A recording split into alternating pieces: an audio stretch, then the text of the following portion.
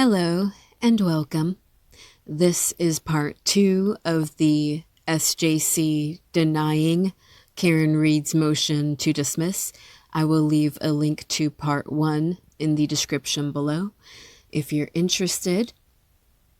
And I'm aware that several motions were submitted last week. It was like a motion storm in the Karen Reed case, and a majority of those motions were from the defense. Today is February 15th, 2025, and I have not uploaded anything in a couple of days. I will usually upload 2 to 3 videos per week. It just depends on the time that I have. And I prioritize time with my family over the content I create on YouTube. Like in my personal life, I prioritize those who are closest to me over creating content. And so if anyone's offended by that, I'm not going to apologize. My family and my loved ones, my friends are certainly far more important to me than anything I create online or anything I share online. So just putting that out there. If you're wondering where I'm at or what I'm doing because I haven't uploaded anything in a couple days, that's usual for this channel. So yeah, I am behind on the motions that occurred last week, and I'm aware that a lot of you have already viewed the motions or heard about the motions or watched other channels in which the motions were discussed. So if you are here and still interested, even though I'm late to the party, welcome. Thank you for being here. So again, this is part 2. I'm going to resume where I was last time. We're approaching page 7. And again, I think there are over 20 pages, so we're almost halfway. So it reads, the judge agreed with defense counsel, noting that the jury had been, quote, extraordinary, end quote, and that she had, quote, never seen a note like this, reporting to be at an impasse, end quote. The judge then delivered the Tui Rodriguez instruction to the jury and sent them back to deliberate further. At approximately 2:30 p.m., the foreperson submitted yet another note to the judge, third note, which stated, quote, despite our rigorous efforts, we continue to find ourselves at an impasse. Our perspectives on the evidence are starkly divided. Some members of the jury firmly believe that the evidence surpasses the burden of proof, establishing the elements of the charges beyond a reasonable doubt. Conversely, others find the evidence fails to meet this standard and does not sufficiently establish the necessary elements of the charges. The deep division is not due to a lack of effort or diligence, but rather a sincere adherence to our individual principles and moral convictions. To continue to deliberate would be futile and only serve to force us to compromise these deeply held beliefs. And pulling away from the decision, another thing that this jury note did for the court, again, guys, it's as if Judge Bev and the foreperson were in cahoots. Because another thing that the third jury note does, again, written so eloquently, is it documents to any court, any judge looking at this case, it is documenting to that judge that the jury were divided on the counts, on the charges, right?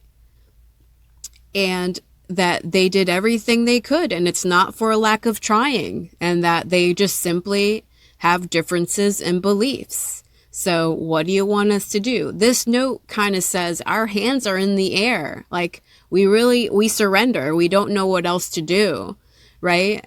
And so to any judge looking at that note in retrospection, they're like, okay, well, that's all the jury can do. They have to sit there and deliberate until they come to a decision. And if they can't come to a decision, it's a hung jury. You know, there's nothing more the court can do, right? So I'm saying, guys, the last jury note from the first trial tells the world that we, the jury, did everything we could according to the foreperson. Right? We, the jury, did everything we could, and there's really nothing else the court can ask of us at this point. We are hung, right? Except, again, the foreperson fails to specify to which charge the jury were hung on. So it's almost like, again, the third note justifies a hung jury because it's actually what a hung jury would say, right? The third note is eloquently written. It's an eloquently written summary of a sort of predicament a hung jury would be in. It's a general summary of a hung jury, but this is not the summary of what happened in the Karen Read case. This is not an accurate description, explanation of where the jury was at by the time the third note was delivered. This third note is a lie because it does not pertain to all counts. It's pertaining to count 2. Because again, guys, count 1 and 3 were already decided on. Count 1 and 3 were not guilty. That's what the jury decided. Karen Read was not guilty of counts 1 and 3 before the first note was even issued. So by the time we are reading the third note, there are actually verdicts. But the third note is a lie. And some might say, it's not a lie, it's just not specific. It's not a lie, it's just not accurate. It's just not correct. Guys, it's a lie. But you see, it's as if, again, the foreperson was being counseled.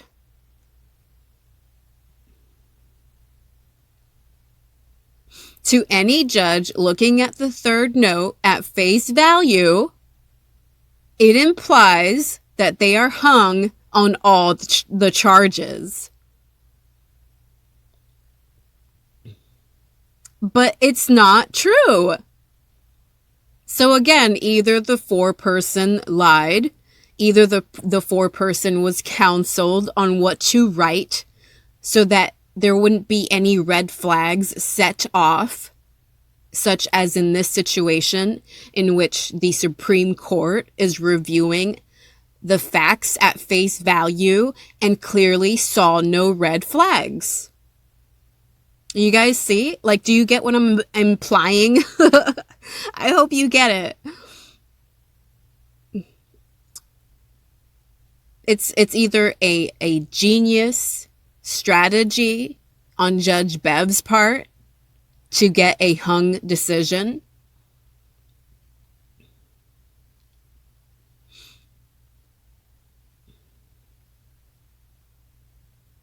or it's an innocent mistake.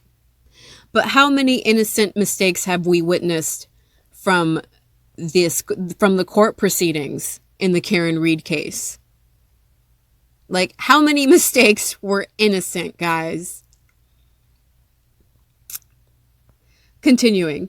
After receiving the third note, the judge informed counsel that, quote, the jury is at an impasse, end quote. The jury were called back into the courtroom and the third note was read aloud into the record.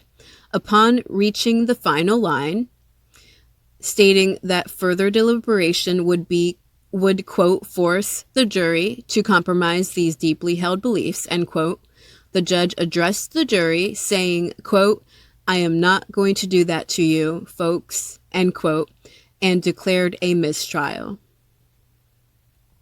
So, pulling away, guys, again, this is the SJC reviewing the facts of what occurred at the trial at face value. This is the SJC not questioning the foreman, not being specific about which counts. And this is also the SJC not questioning Judge Bev, not questioning why she did not utilize Rule 27B, why she did not make sure before declaring a mistrial that the notes pertained to all three counts. You see, there were multiple safeguards that Judge Bev failed to follow. And so too did the Supreme Judicial Court in Norfolk County fail to follow those safeguards. So guys, what I'm saying is, like, if no one is following the safeguards that are there for a reason, then there's no hope for anybody in Massachusetts. It's like, guys, even if there was no corruption in this case, which we all know there is, and even if Judge Bev wasn't corrupt, which again, we all know she is, but I'm saying, if we were looking at this from an angle that was like, again, these are all innocent mistakes, it would still mean that Karen Read is falling through the cracks because the safeguards were not followed. And as I've said in previous videos, this could only mean that there are multiple people in Massachusetts falling through the cracks of the broken system. Because apparently, if a judge fails to follow safeguards, an experienced judge who presides over countless cases every year in the Superior Court, a judge who is supposed to be experienced enough to know the protocols for multiple charges, multiple counts, if not even Judge Bev, if not even a Superior Court judge is ensuring that those safeguards are being followed, then there are absolutely other people in prison right now in Massachusetts who don't have to be there. But they're there because judges like Judge Bev don't follow the safeguards. And on top of that, judges like those who decided on this decision at the Supreme Court also don't give a damn about safeguards. Not even judges in the Supreme Court give a damn about safeguards. They are perfectly okay signing someone's life away over ambiguity. And it's not supposed to be ambiguous, guys. Again, that's why Rule 27B is there. Rule 27B is supposed to address any ambiguity.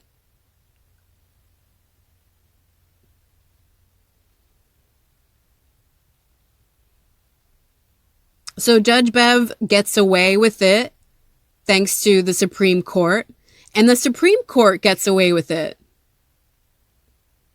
So I am totally behind Martin Weinberg here. You know, he absolutely should take it to a federal court. It's so clear that the Superior Court in Massachusetts in Norfolk County doesn't know what the hell it's doing. And it's clear that now the Supreme Court in Suffolk County in Massachusetts doesn't know what it's doing. All those judges, over 7 judges who came together collectively to make this decision, to write this decision out. They had months to put it together between September of 2024 and February of 2025. And this is the best they could do, guys, which is nothing. All they did was regurgitate the facts at face value, and they expended no energy to go above Judge Bev's decision.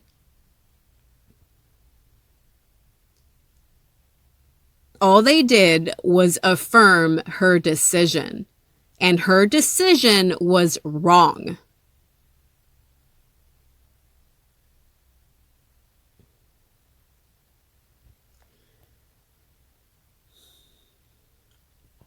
Continuing with the decision, the judge then discharged the jury back to the deliberation room, explaining that she would meet them there privately to thank them for their service. The judge and the parties remained in the courtroom to discuss their availability for rescheduling a status conference on the matter.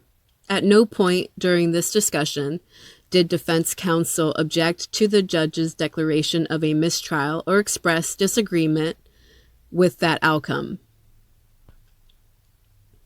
Again, guys, is this not, pulling away from the decision, is this not what Judge Bev argued in her own declarations, in her own statements, in her own denial of the dismissal? It's the same thing Judge Bev said. And here is the Supreme Court. It's like all the Supreme Court did was copy and paste Judge Bev's words. That's all they did. At no point during the discussion did defense counsel object to the judge's declaration of a mistrial or express disagreement with that outcome.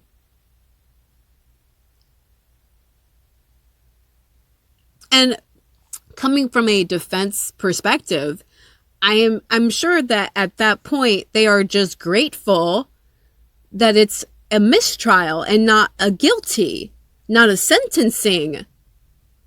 We all saw Karen Reed's face when Judge Bev declared a mistrial.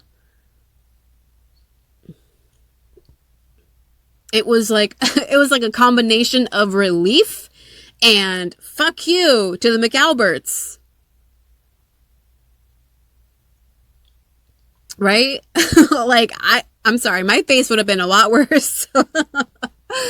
You know, I would have been flipping the bird, you know, in court. I'm just saying, guys, like I am sure that the defense did not object because it was better than the alternative. It was better than the worst case scenario, which is guilty, which is a sentencing for something she did not do.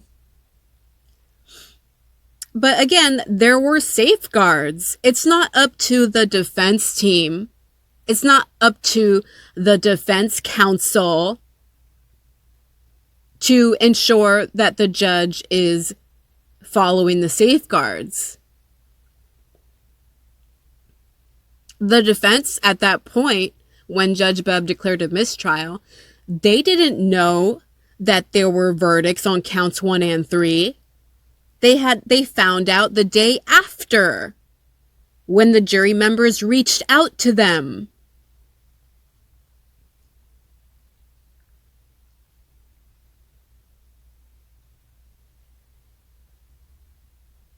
So I'm saying, like, how dare Judge Bev summarize it like that to begin with? And how dare the Supreme Court regurgitate Judge Bev's summary?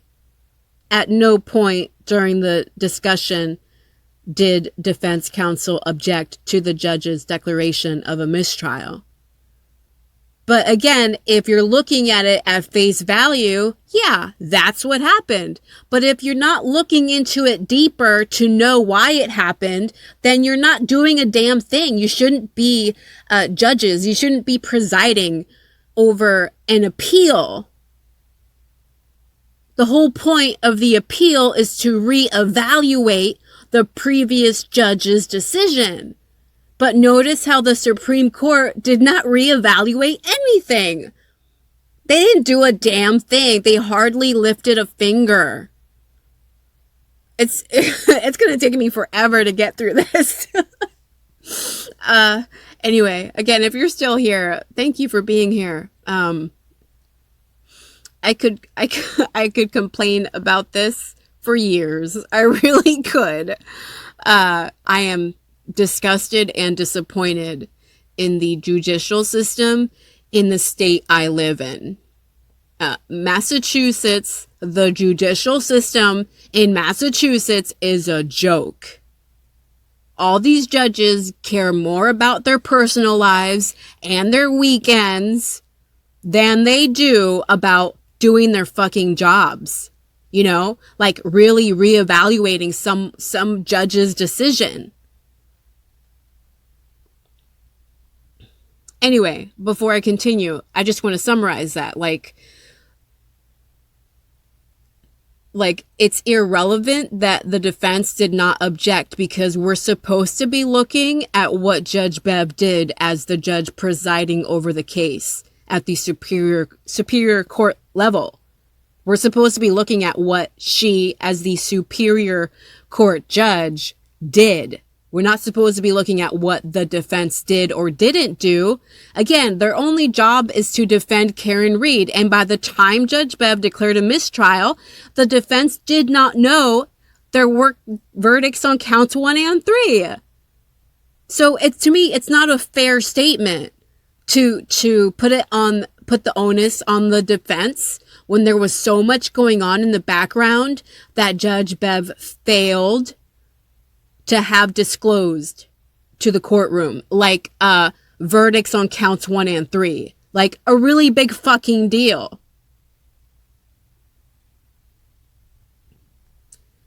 Continuing. Number 2, post-trial events. According to affidavits submitted by defense counsel, a member of the deliberating jury, Juror A, contacted defense counsel on July 2nd, 2024, after noticing, quote, inaccurate reports, end quote, about the jury's alleged, quote, split, end quote, that caused the mistrial the day before. See, just like I told you guys, it happened the day after the mistrial was declared. The jury members didn't waste any time. The judge didn't want to hear them. No one wanted to hear them. Again, they weren't even permitted to talk to Judge Bev. Only the foreperson was able to talk to Judge Bev. And again, guys, at no point did the foreperson tell Judge Bev that there were verdicts on counts 1 and 3. Like for real? Are we all supposed to believe that at no point between all those 3 notes, the foreperson never told Judge Bev that there were verdicts on counts 1 and 3? Continuing. Juror A stated that the jury had unanimously agreed that the defendant was not guilty of count 1, in parentheses, murder in the second degree, end quote, and count 3, in parentheses, leaving the scene of a personal injury resulting in death. 2 days after the mistrial, defense counsel also received screenshots, there's a footnote, of text message exchanges with jurors or their acquaintances describing the deliberations. In one exchange, another member of the jury, Juror B, wrote, quote, "It was not guilty on second degree and split in half for the second charge," end quote. There's another footnote. In another exchange, an individual, in parentheses, referred to as informant, in quotations. I'm going to read this footnote. So it's number 6. Footnote number 6. Quote, "A screenshot is a copy of the image displayed by a computer screen." Okay. They're just defining the word screenshot. The number 7 is another footnote. 1 month later, Juror B contacted defense counsel to confirm the content of this exchange and further asserted that the jury had unanimously agreed the defendant was not guilty of count 3 as well. Continuing, I'm going to reread this part. Referred to as, quote, informant by defense counsel, was advised that another juror, Juror C, had told friends there was, quote, no consideration, end quote, of murder in the second degree, and that the jury deadlocked on, quote, the remaining charges, end quote. The exchange contained no mention of count 3, but it stated that, quote, manslaughter started polling at 6-6, then ended deadlock at 4 no, 8 yes, end quote. Juror C also reportedly stated that the jurors had quote, a group text going, end quote. Upon receiving this information, the informant commented, quote, if they all agreed on no for murder too, they should make that clear to the DA and the court. It's basically a case of double jeopardy if she is retried on that charge, end quote. On July 8, 2024, 1 week after the mistrial, the defendant filed a motion to dismiss based on these post-trial accounts. The defendant argued that the accounts showed the jury had effectively acquitted her of counts 1, in parentheses, murder in the second degree, and 3, in parentheses, leaving the scene of personal injury resulting in death. She further contended that the judge's mistrial declaration was improper for these 2 counts and requested at minimum a post-verdict inquiry to confirm whether the jury had agreed she was not guilty of those charges. Defense counsel later supplemented the motion with accounts from 2 additional jurors. One juror, Juror E, stated that the jury had been deadlocked only on the, quote, lower charges on count 2, and, quote, the other juror, Juror D, stated that the jury's disagreement solely concerned, quote, count 2 and its lesser offenses, end quote. Juror D indicated that the jury had debated whether to inform the judge of their declaration on counts 1 and 3, but they were uncertain, end quote. Oh, sorry, quote, if they were allowed, end quote, to do so. Okay, I'm going to reread that one. Juror D indicated that the jury had debated whether to inform the judge of their decision on counts 1 and 3, but they were uncertain, quote, if they were allowed, end quote, to do so.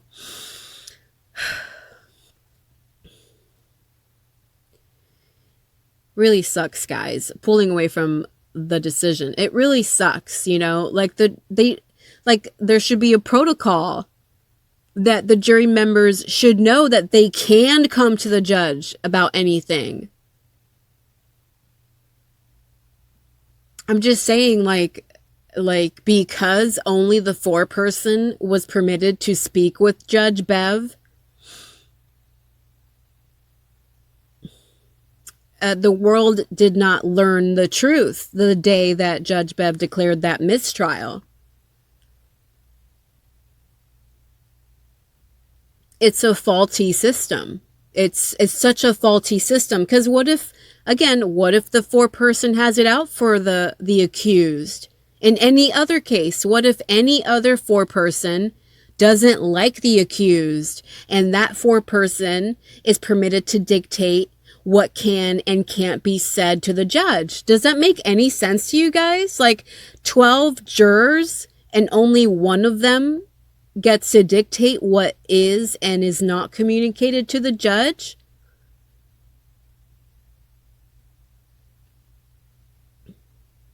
Not okay. Not okay, guys. It needs to be fixed.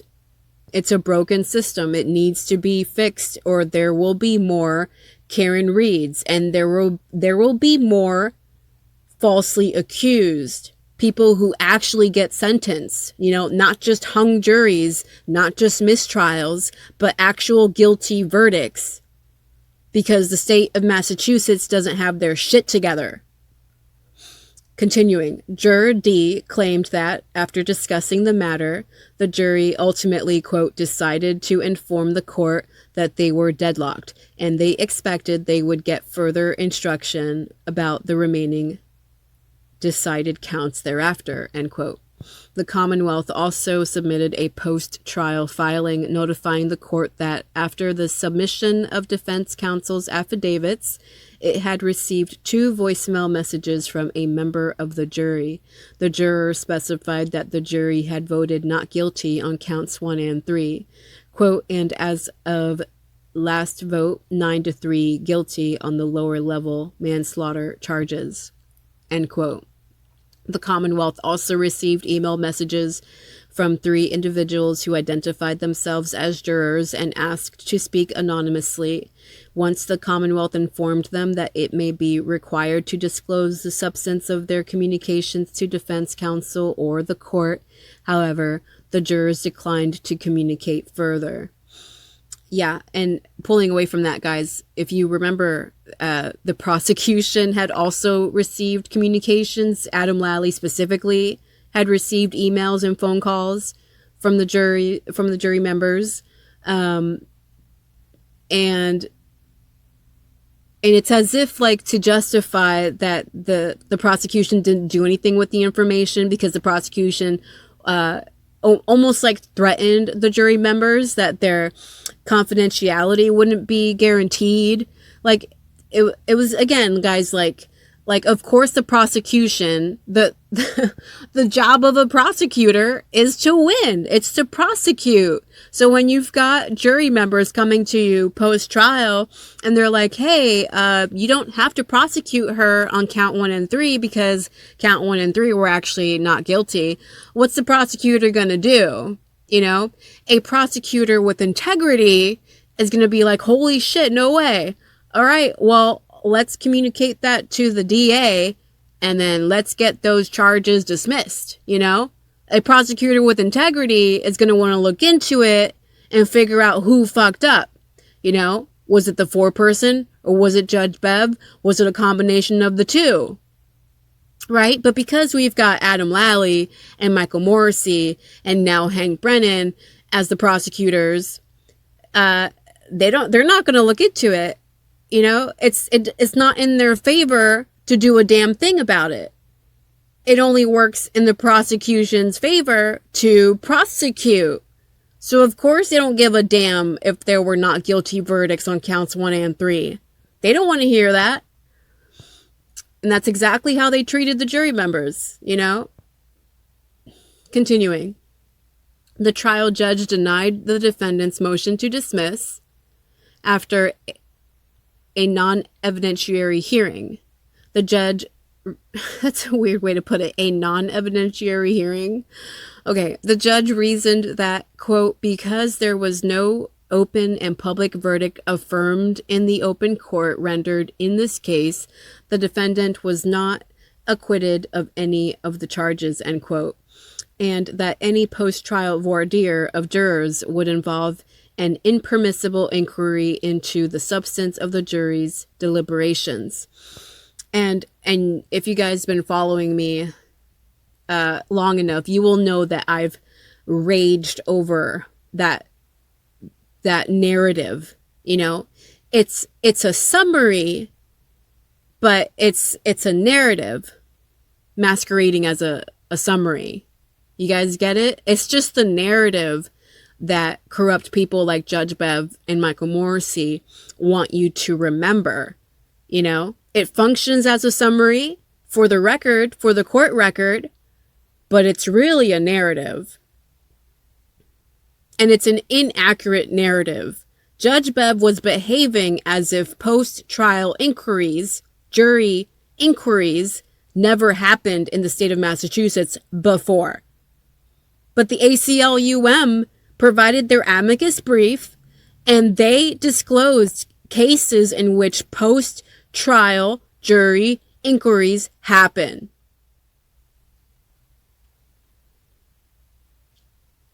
And guys, this whole inquiry into the substance of the jury's deliberations. Again, if you've followed me long enough, you've heard me yelling about that word usage, into the substance of the jury's deliberations. That you do not have to go into the substance of the jury's deliberations if you are only asking what the verdicts were. At no point was the defense team asking the court to go into the substance of the jury's deliberations. The defense team was only ever asking for the result of the jury deliberations, the conclusion of the deliberations, the verdicts of the deliberations. That is all they were asking for. But you see the narrative here.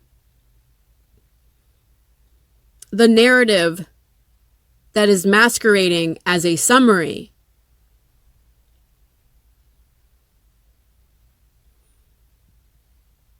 It absolves Judge Bev of any wrongdoing because she's just protecting the process.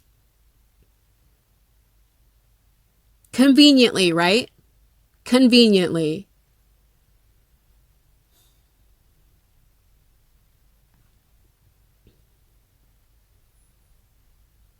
I'm telling you, Judge Bev said some shit to that foreman. And that foreman complied.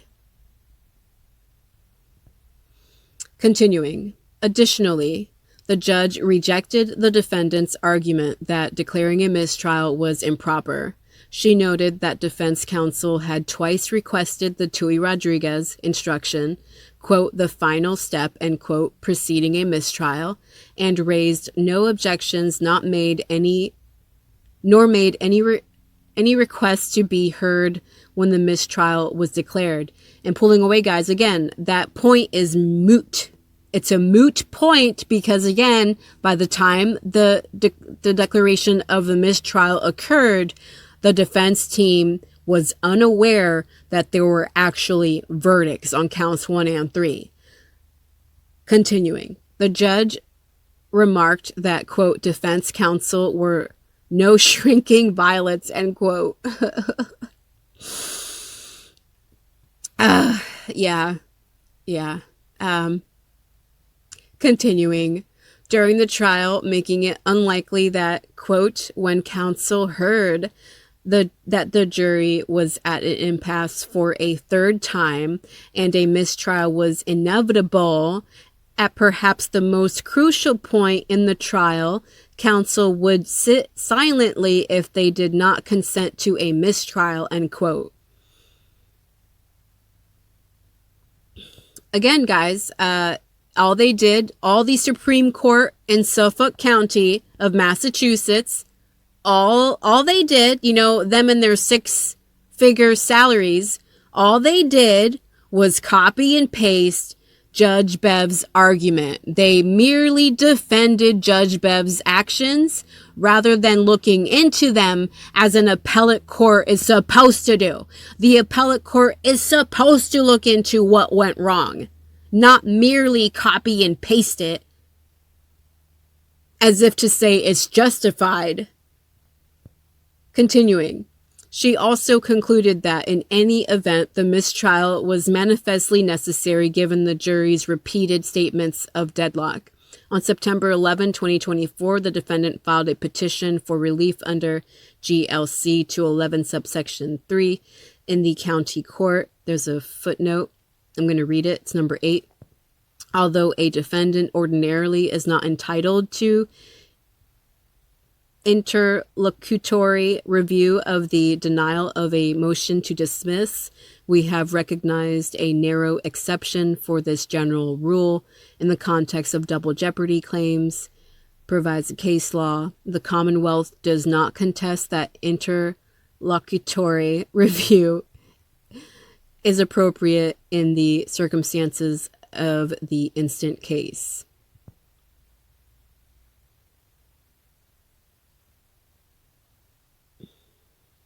Okay, continuing. A single justice of this court reserved and reported the matter without decision to the full court. There's another footnote, number 9. I wonder why they felt the need to put that in there. A single justice of this court reserved and reported the matter without decision to the full court. They're putting it on the record that it was just one judge of the Supreme Court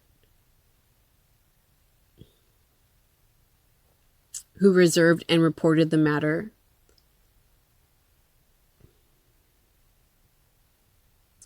Well, they leave another footnote, so we will read it. Maybe it'll provide more detail.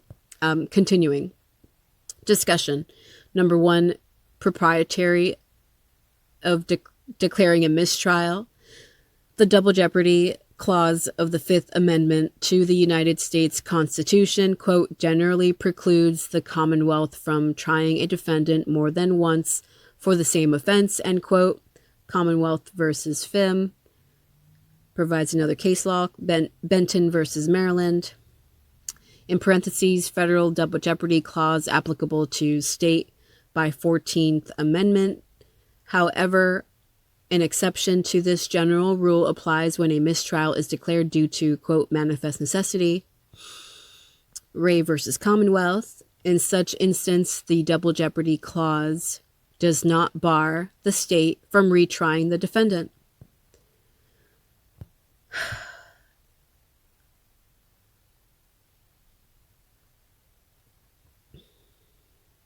Okay, I'm going to keep reading.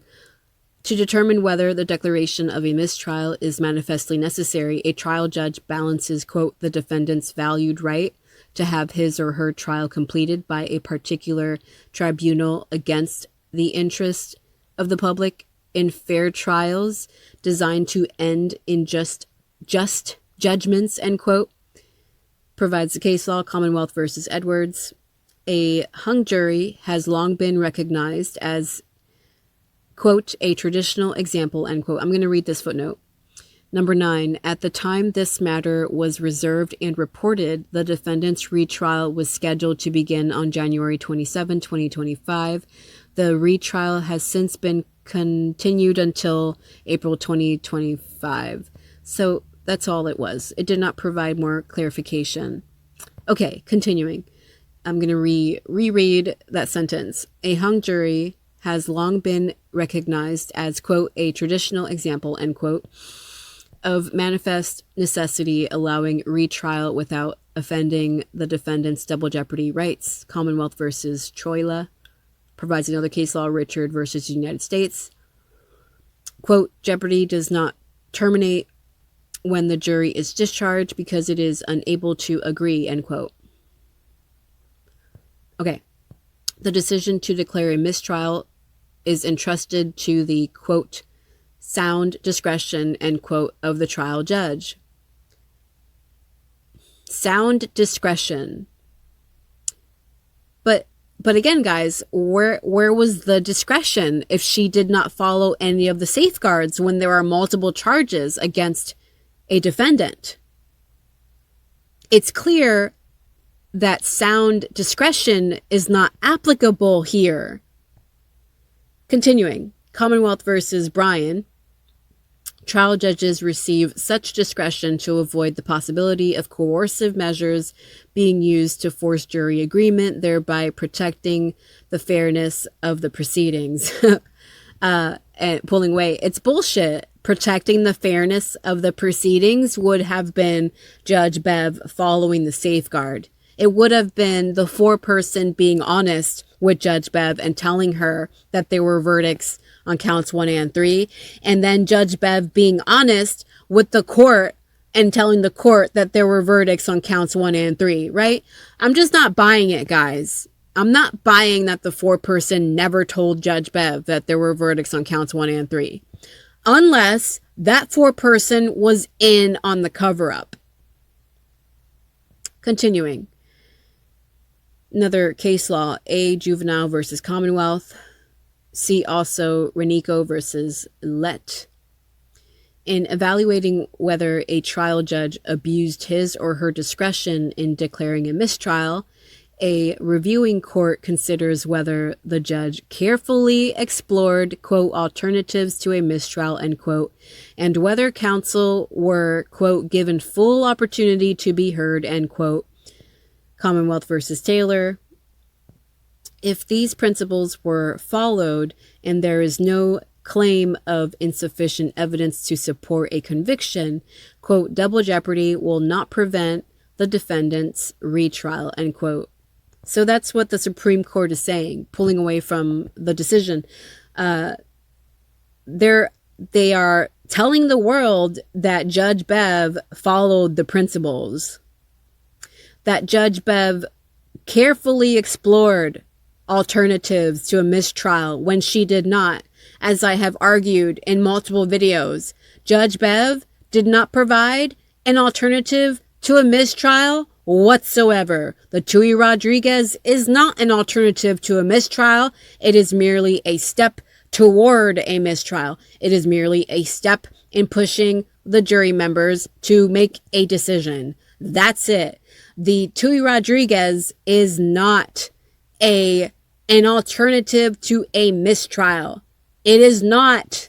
I have argued that over and over again. So far, guys, the Supreme Court has proven themselves that they don't give a shit. they will copy and paste Judge Bev's decisions for forever. And it will just be an endless, unnecessary circular argument in which Karen Reed's defense team is going to them, to the Supreme Court, to rectify Judge Bev's errors. And the Supreme Court just pushes them back to Judge Bev because they don't want to deal with it. They clearly don't give a damn about this case. Even with the amicus brief, even with another legal entity providing support, providing case law, that in fact a post-trial jury inquiry is normal in the state of Massachusetts. So the Supreme Court really wants to paint Judge Bev as a careful judge, despite all the facts that we all know, those of us who are really paying attention.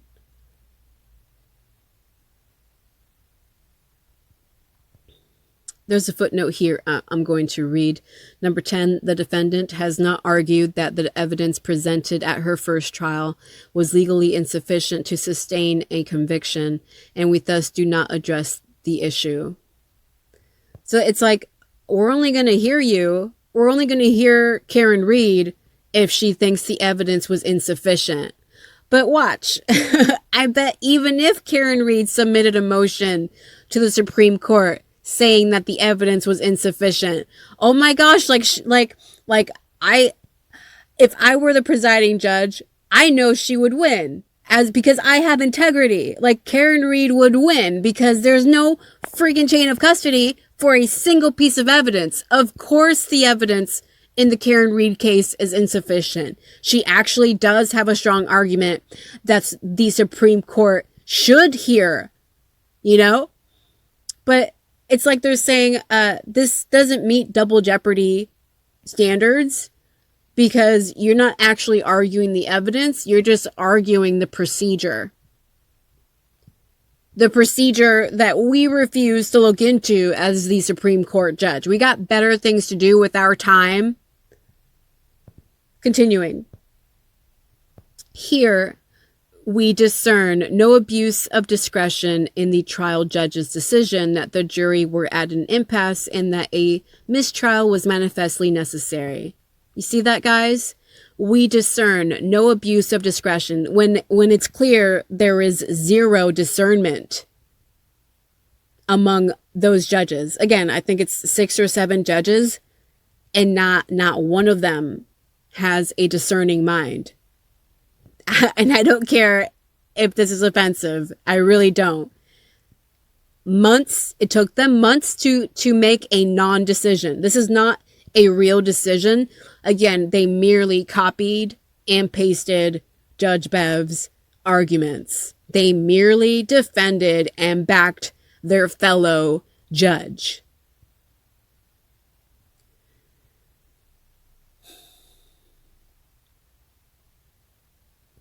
Continuing, we discern no abuse of discretion in the trial judge's decision that the jury were at an impasse and that a mistrial was manifestly necessary. After extensive multi-day deliberations, the jury submitted several increasingly emphatic notes about their inability to reach a unanimous verdict.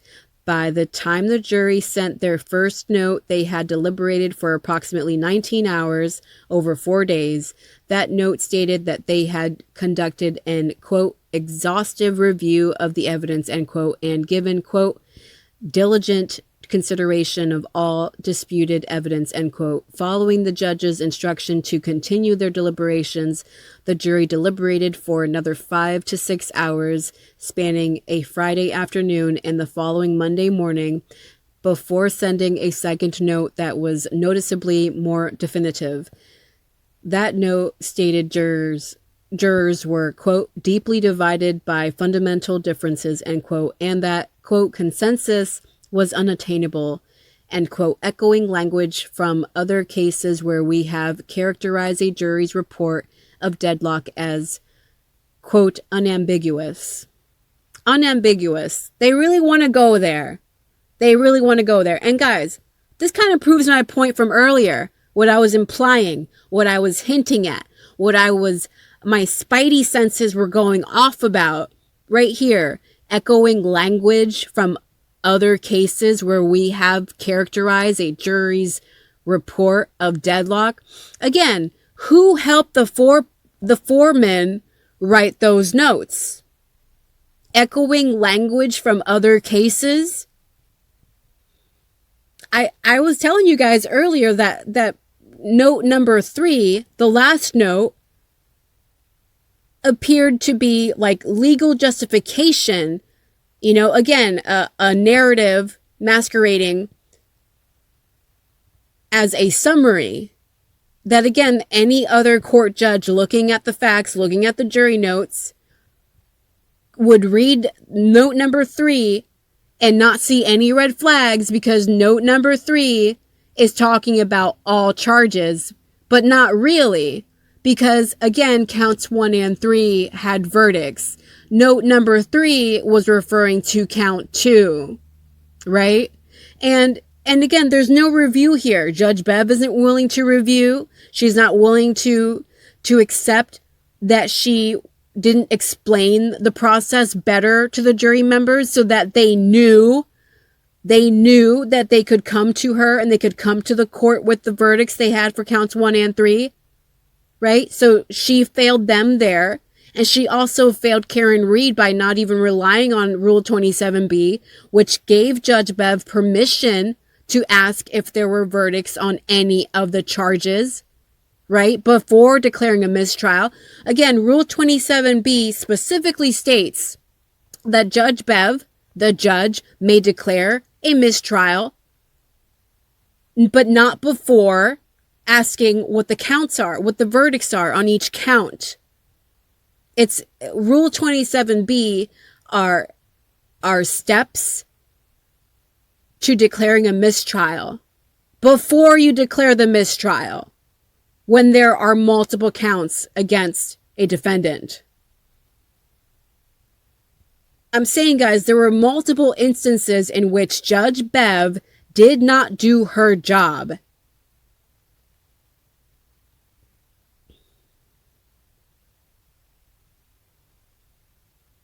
And to me, it's so convenient that the last note the foreperson wrote and provided to the court justifies Judge Bev declaring a mistrial. And here is the Supreme Court using language like this, echoing language from other cases where we have characterized a jury's report of deadlock. As if my argument earlier is correct, that the foreperson was coached on how to write note number 3 so that note number 3 doesn't set off any red flags. Even though note number 3 is a lie.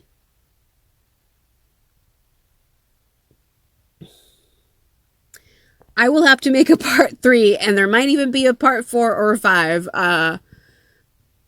Yeah. Aggravating. It's so aggravating, I can't even get through it without bitching. Thank you for watching.